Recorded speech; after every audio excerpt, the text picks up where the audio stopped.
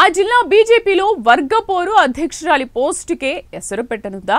Party పదవుల పంపకాలు ఏకపక్షంగా చేయడమే ఆమె చేసిన తప్పిదమా? కమిటీల అధ్యక్షుల్లో నియామకాల్లోనూ పైరవీలకు పెద్దపీట వేశారా? సీనియర్లను పట్టించుకోకపోవడంతోనే వర్గపోరు పెచ్చు మీరిందా? ఇంతకీ ఎక్కడి వ్యవహారం చూద్దాం.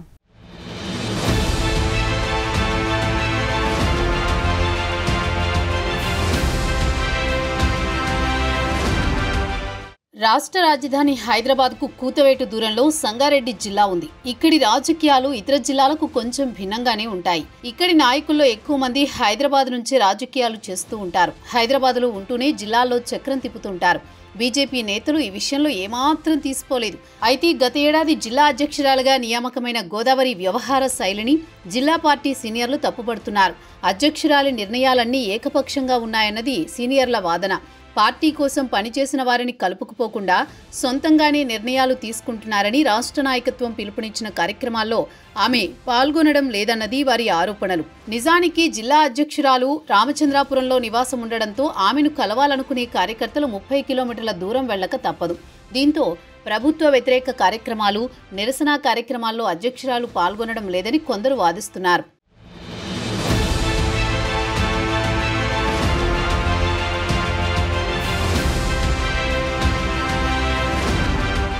ఇక ఇటీవల సంగారెడ్డి జిల్లాలో 16 మండలాలకు అధ్యక్షులను ప్రకటించారు. అయితే అధ్యక్షుల నియామకాల్లో సీనియారిటీని పరిగణలోకి తీసుకోలేదని, పార్టీ కోసం పనిచేసే వారిని పట్టించుకోలేదని కొంతమంది కార్యకర్తలు జిల్లా పార్టీ కార్యాలయం ముందు ఆందోళనకు దిగారు.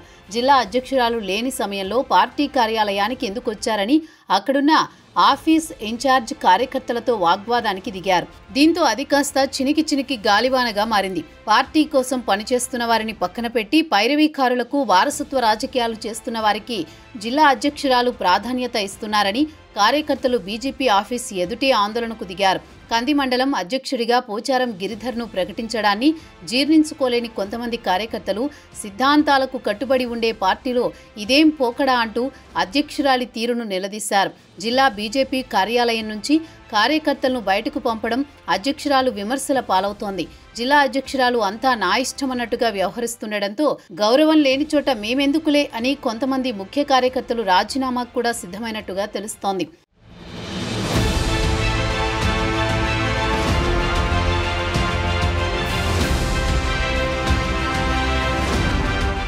మరోవైపు ఆందోళన నియోజకవర్గ పరిధిలోని అల్లాదుర్గం మండలం అధ్యక్షుడిగా రాజశేఖర్ రెడ్డిని నియమించారు.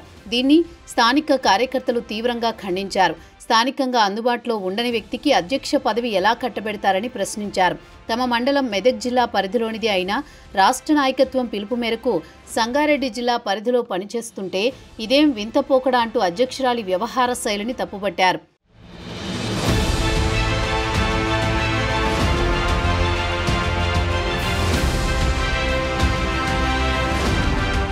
ఇక గతంలో బీజేపీ జిల్లా అధ్యక్షులుగా పనిచేసిన వారు సీనియర్లు కూడా కొంతకాలంగా పార్టీ కార్యక్రమాలకు దూరంగా ఉంటున్నారు. 4-5 పార్టీలు మారిన వారికి జిల్లా పగ్గాలు అప్పగిస్తే అలాగే ఉంటుందని ఓ సీనియర్ నేత విమర్శలు కూడా చేశారు. సీనియర్లను పట్టించుకోకుండా కార్యకర్తలకు అందుబాటులో ఉండని వారికి పెద్దపీట వేస్తే ఇట్లాగే ఉంటుందని ఇంకొందరు విమర్శలు గుప్పిస్తున్నారు. ఇక ఒకే ఇంట్లో 2 నేతలకు పదవులు ఎందుకని ఇంకొందరు బాహాటంగానే విమర్శించడం జిల్లా రాజకీయాల్లో చర్చనీయాంశంగా మారింది.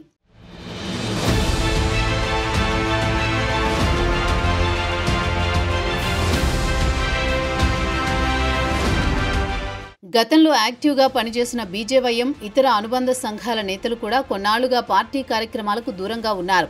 దీని వెనుక మతలబు ఏంటి అని కొంతమంది కార్యకర్తలు చెవులు కొరుక్కుంటున్నారు. మండల అధ్యక్షుల ప్రకటనలో ఏ అంశాలకు ప్రాధాన్యత ఇచ్చారు, అధ్యక్షులుగా ఎన్నికైన వారిలో అర్హులు ఎంతమంది అనే దానిపై రాష్ట్ర నాయకత్వం కూడా దృష్టి సారించినట్లుగా తెలిసింది. మండలాల అధ్యక్షుల నియామకంపై జరిగిన రచ్చ గురించి రాష్ట్ర నాయకత్వం అంతర్గత విచారణ కూడా ఆదేశించినట్టు తెలిసింది. ఏదేమైనా సంగారెడ్డి బీజేపీలో వర్గపోరు మరోసారి బయటపడడం నమ్మిన సిద్ధాంతం కోసం పనిచేసే కార్యకర్తలను ఆవేదనకు గురి చేస్తోంది. మరి ఈ వ్యవహారాన్ని రాష్ట్ర బీజేపీ నాయకత్వం ఏ విధంగా చక్కదిద్దుతుందో వేచి చూడాల్సిందే.